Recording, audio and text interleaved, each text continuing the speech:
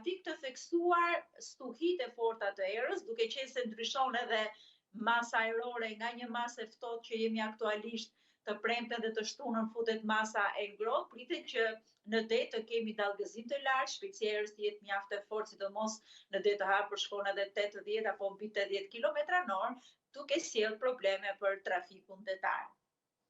Dhe ne në fakt kemi parë këto 24 orët e fundit rreshje dëbore, dhe jo rreshje dëbore, po sikurse kishte shkarkuar në Rusi atë lloj dëbore që se kemi parë ndonjëherë. Nuk e di se si do jemi me rreshjet e dëborës, është pyetja.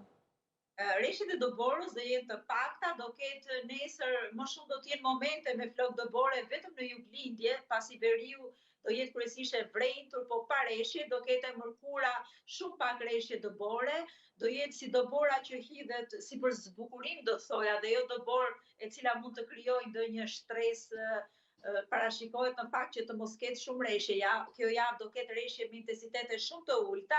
edhe ku ka ndonjë rrebesh, janë kryesisht rrebeshe shiu, se do jenë në këto zonat ku temperaturat do jenë më të larta. Sidomos pjesa e dytë e javës ku kryesisht e shtuna parashikon të ketë pak më shumë prezente rreshje, të rriten temperaturat, shkojnë në vlera pozitive, kështu që do jenë rreshje shiu. Nuk është se ka sinjale që të kemi ndonjë dëbor të konsiderueshme në territorin shqiptar si dëbor